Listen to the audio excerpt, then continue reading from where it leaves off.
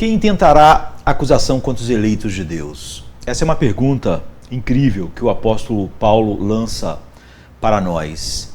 É Deus quem justifica, ele diz. Quem deve condenar? Cristo Jesus é aquele que morreu, mas mais do que isso, que ressuscitou, que está à direita de Deus, que de fato está intercedendo por nós. Ele diz isso em Romanos 8, 33 a 34. O diabo não é apenas um mentiroso que busca nos enganar. O diabo é um tentador que busca nos enredar e um assassino que busca nos matar. Ele é um acusador que procura nos condenar. Então o próprio nome Satanás significa o acusador. Por isso nós lemos no Apocalipse sobre o acusador de nossos irmãos que os acusa dia e noite diante de Deus. Apocalipse 12, verso 10. Então, em sua miséria, o diabo não apenas adora a companhia, ele a exige. Ele trabalha noite e dia para se cercar dos condenados.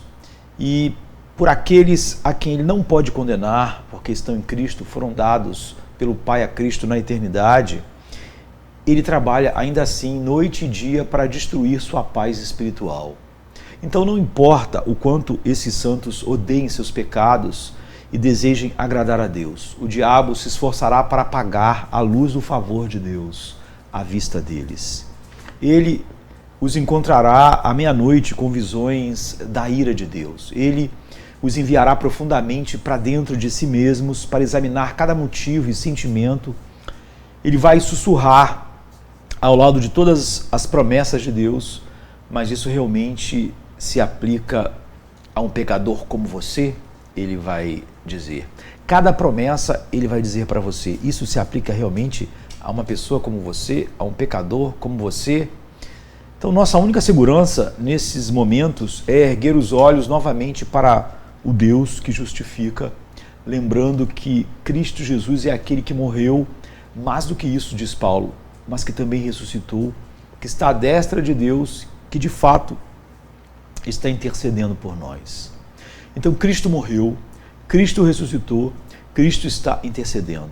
Essas três certezas tomadas pela fé erguem um escudo contra toda acusação do maligno. Cristo morreu. As acusações do diabo seriam fáceis de rejeitar se elas fossem manifestadamente falsas. O problema é que muitas vezes as acusações dele carregam muita verdade. Nós somos pecadores, nós somos culpados, nós merecemos condenação e nunca encontraremos paz, então, argumentando por nossa inocência. Em vez disso, a paz virá quando lembrarmos a Satanás que Cristo Jesus é aquele que morreu, como está em Romanos 8, 34. Sim, somos pecadores, mas Cristo morreu pelos pecadores, como está em Romanos 5, 8. Sim, somos culpados, mas o sangue de Cristo cobre a nossa culpa, como está em Romanos 3, 24 e 25. Sim, nós merecemos condenação, mas Cristo foi condenado em nosso lugar. Romanos 8, verso 3. John Newton, o compositor de Amazing Grace e de tantos hinos, e um dos maiores teólogos da história da igreja, mostra como assumir essa verdade num hino que ele compôs, que diz: aproxime-se da minha alma o propiciatório, curvado sob uma carga de pecado, por Satanás fortemente pressionado e acusado, por guerra externa e medos internos. Eu venho a ti, Senhor, para descansar. Sê tu o meu escudo e esconderijo, para que, protegido ao teu lado, eu possa a minha face do acusador feroz ocultar e dizer-lhe que tu morreste. Cristo morreu por nossos pecados, e se ele morreu por eles, então não precisamos morrer. Cristo ressuscitou. Talvez, entretanto, o diabo possa responder: eu entendo, colocando sua esperança naquele sangrento e crucificado, não é? Sim, que salvador ele deve ser. Lembre-se novamente de como um homem morto salva os mortos.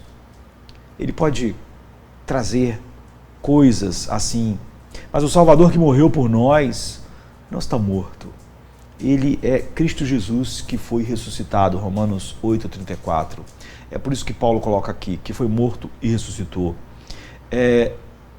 Levantado por quem? Pelo Pai, no poder do Espírito, que estava tão satisfeito com a obra do seu Filho, tão satisfeito com o seu sacrifício, que estendeu a mão eterna para a morte, tomou o Filho do seu amor e o elevou de volta à terra dos vivos. Então, na Sexta-feira Santa, Jesus declarou, está consumado. E no domingo de Páscoa, o Pai disse, seu eterno amém. Se Cristo não tivesse ressuscitado, poderíamos nos perguntar se sua morte realmente removeu os nossos pecados. Como saberíamos que ele não era uma fraude, um impostor, que não foi meramente ferido por Deus e afligido, como está em Isaías 53:4. Mas Cristo, que foi entregue por nossas ofensas, foi ressuscitado para a nossa justificação. Paulo diz em Romanos 4:25.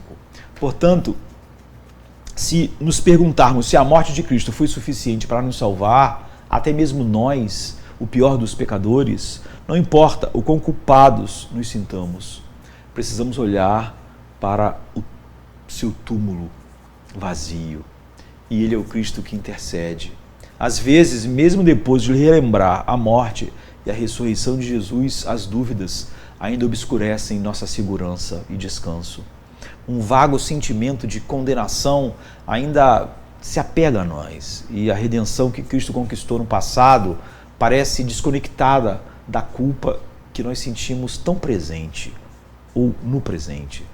O profeta Zacarias uma vez teve uma visão de Josué, o sumo sacerdote, em pé diante do anjo do Senhor, e Satanás em pé à sua direita para acusá-lo, como está em Zacarias 3, verso 1. Enquanto estivermos neste mundo, nós podemos sentir com Josué que o diabo está sempre à nossa direita, pronto para desfilar nossa sujeira diante do trono de Deus, como está em Zacarias 3:3. Mas infinitamente mais importante de quem está à nossa direita, no entanto, é quem está à direita de Deus.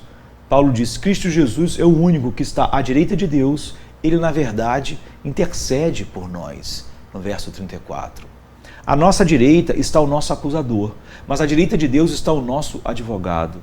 E para cada argumento que o diabo levanta contra nós, Jesus fala um ainda maior. O sangue de Jesus fala por nós. Ele não apenas morreu para remover nossos pecados, e não apenas ressuscitou com sua obra concluída e perfeita em mãos, eventos gloriosos do passado antigo. Não, é maravilhoso. Mas também ele vive agora e para sempre, para defender a causa do povo eleito que o Pai um dia deu a ele na eternidade, pelo qual ele derramou seu sangue há 2000 anos atrás. E se Cristo está agora no céu intercedendo por nós, então nada pode nos separar do seu amor. Nem tribulação, nem angústia, nem perseguição, nem fome, nem nudez, nem perigo, nem espada, como Paulo diz nesse mesmo capítulo, no verso 35. E certamente não as acusações de um diabo condenado à morte eterna. Cristo levou nossa condenação, ele nos deu sua justiça, e enquanto ele viver e reinar no céu, nenhum acusador pode nos afastar dele e nem do coração do Pai. É nisso que nós descansamos todos os dias, apesar dos sussurros de Satanás. Amém, queridos? Amém. Come to me, you